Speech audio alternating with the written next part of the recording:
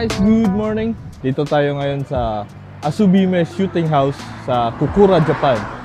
So dito na ako kahapon, tapos bumalik na ako kasi pangit yung kuha ko. Alright, pasok tayo. Konnichiwa. Hello, Ono-san. Dito na tayo ngayon sa loob na ASOBIME Shooting House. Dito ngayon si Ono-san. Susubukan natin lahat ng rifles na nandito ngayon. So, yung price pala nila is 60 minutes, 1,400 yen.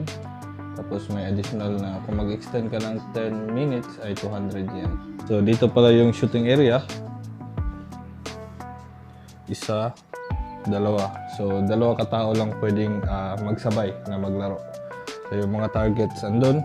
So, enjoy natin lahat kung ano yung dito ngayon. So, umpisa natin dito sa Thompson submachine gun. Ito ay AEG, automatic electric gun mula ng Tokyo Marui.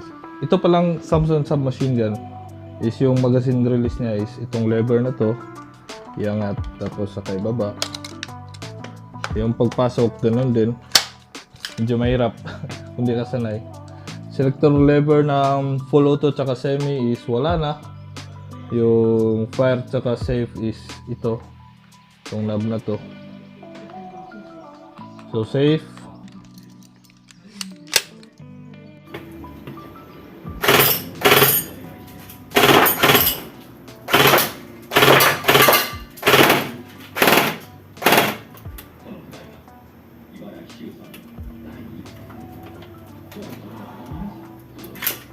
Sunod natin gagamitin itong AK-74U na folding yung stock.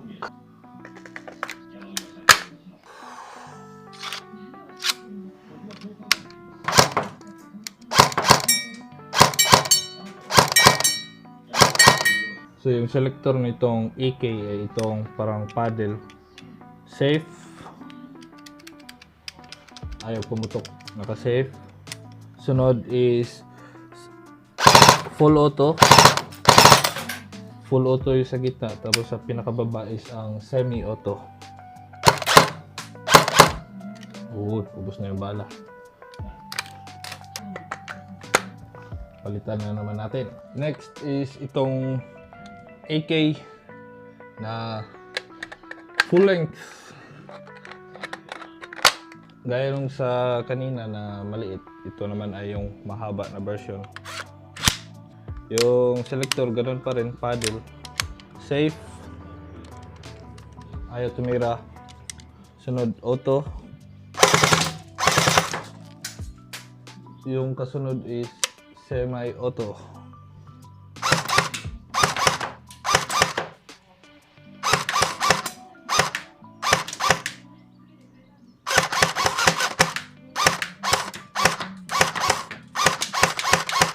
Susunod natin gamitin itong crease vector. Yung selector niya is ambidextrous. So ito naka-fire, safe. Tapos semi, 2-round burst, tsaka full auto.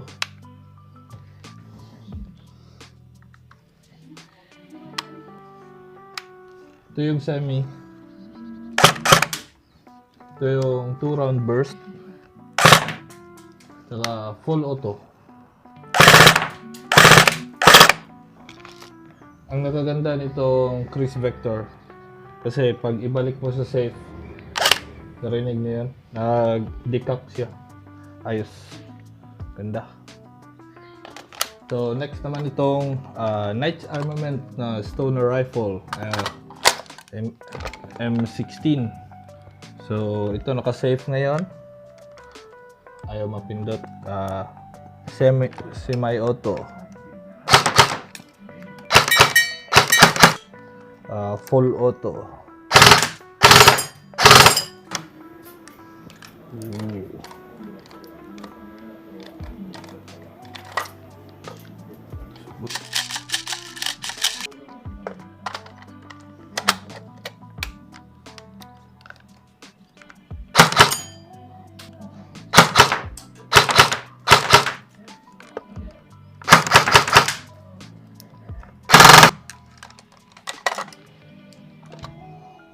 Sunod naman itong napakahabang DMR rifle M16.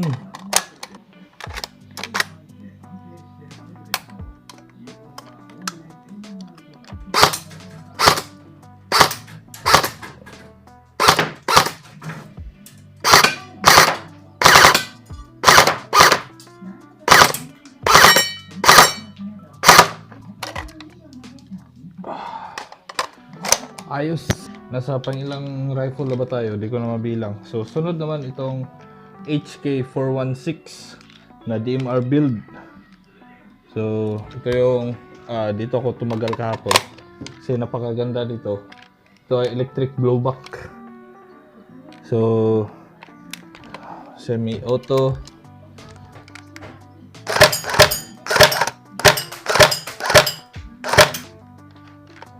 So, pag maubos na yung bala sa magazine is hindi na rin siya titira. So, napakaganda nitong HK416. So, pagka-reload nyo, ganun, hindi pa rin siya titira hanggat di nyo pinipindot itong bolt release. Pag mapindot nyo yan, pwede na kayong tumira ulit.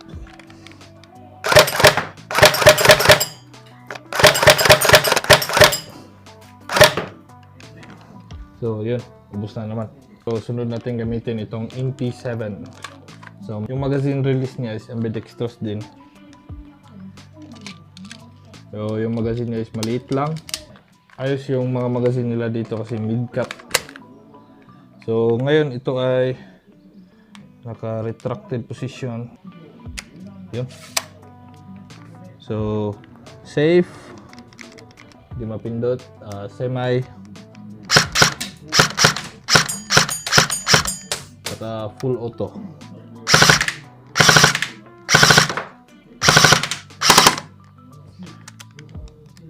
Wala ng bala. Ayos. Sunod naman itong Star AUG. So ito naman ay high capa. Yung magazine. High capacity. So, ito yung tawag dito na dekamot.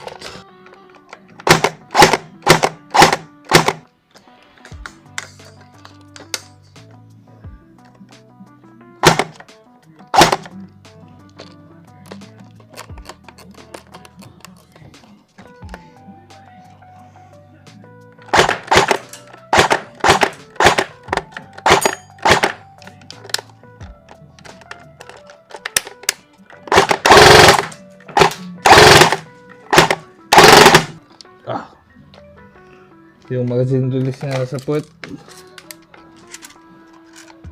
So, yun ang ito yung Star AUG. Sunod natin itong P90. Kung nasa ilalim yung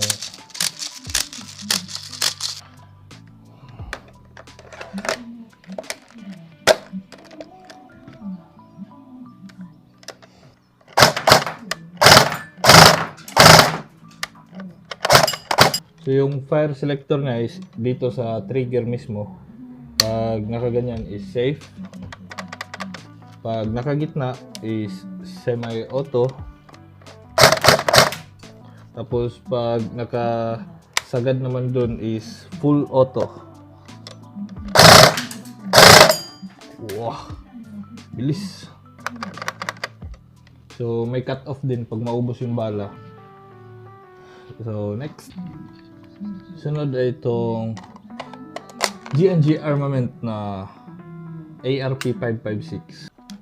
PDW na stock. Medyo matigas. Maikli lang yung barrel. Safe. Di mapindot. Semi.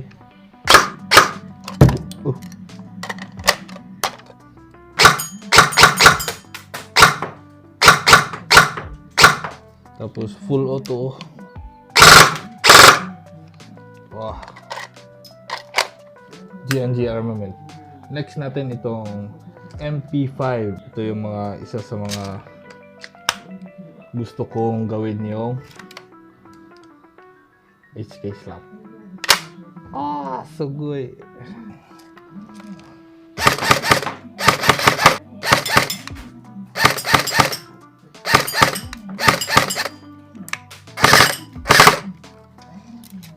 Ganda na itong MP5. Gusto kong bumili.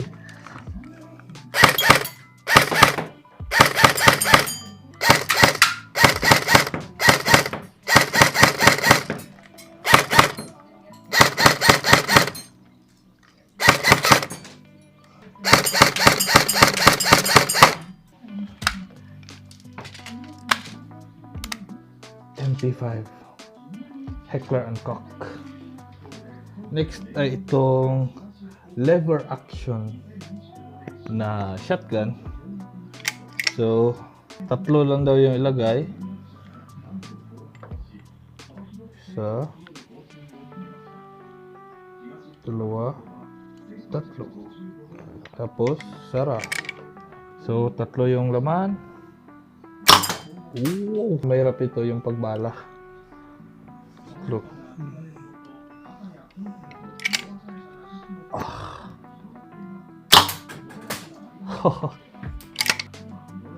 Isa, dalawa, tatlo.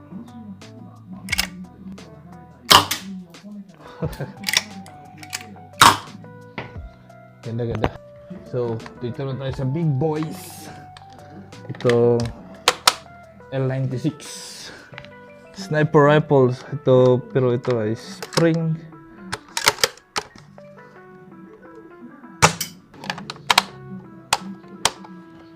So, kailangan mo siyang hatakin ng patras talaga kasi hindi siya tumitira pag hindi siya sumagad.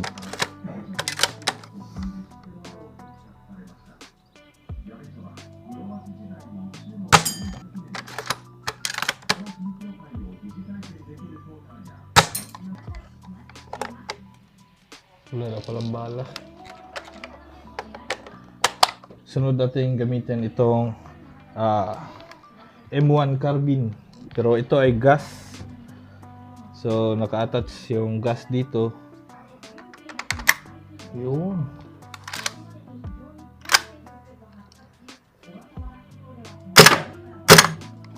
Malakas.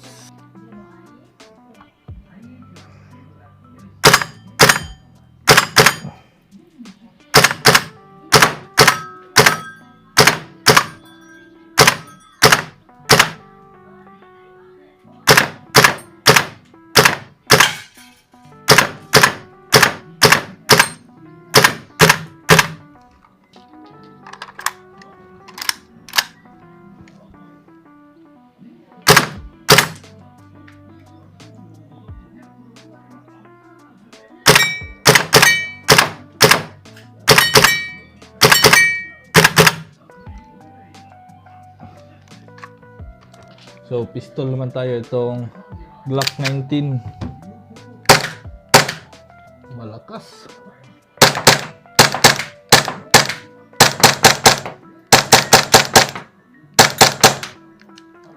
Woo!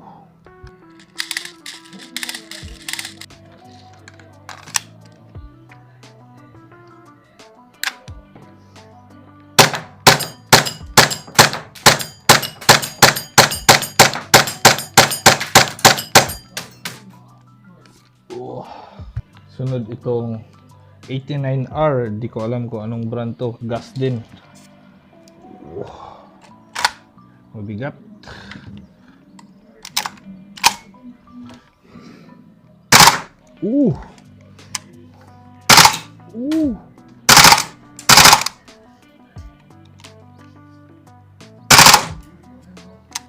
Malakas. Semi-auto.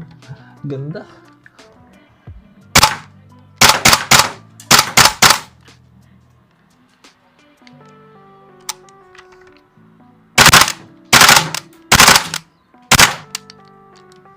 So may cut off din pag maubos yung bala.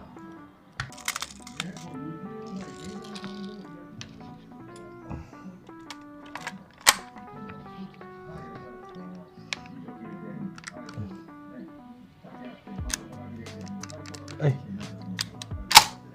hindi pala na-release yung bolt.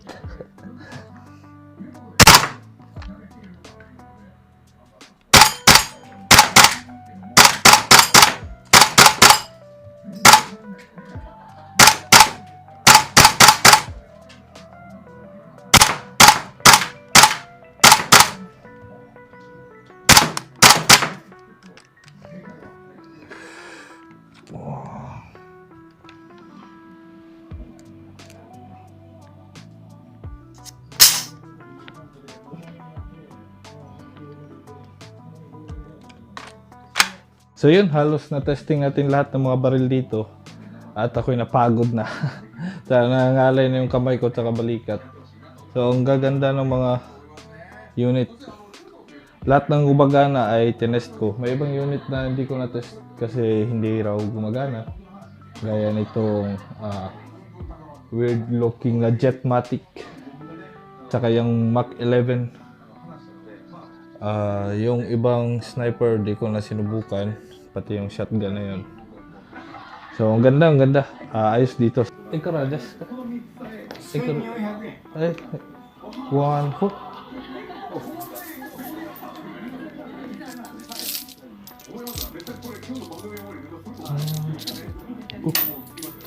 Two, three, four. Arigato gozaimasu.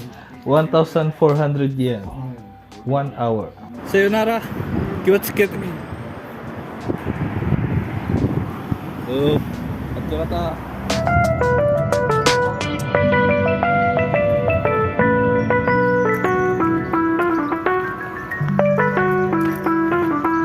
alright! Nakauwi na tayo dito sa barko.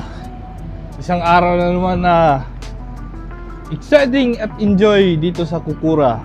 For more future Airsoft contents, subscribe na kayo sa aking YouTube channel. O di kaya i-follow kayo sa aking Facebook page at Stong TV. May Instagram din akong hindi na-update. TikTok, Stong TV lahat. So, yun. Thank you very much for watching. Ako si Stong Casino. You're watching Stong TV.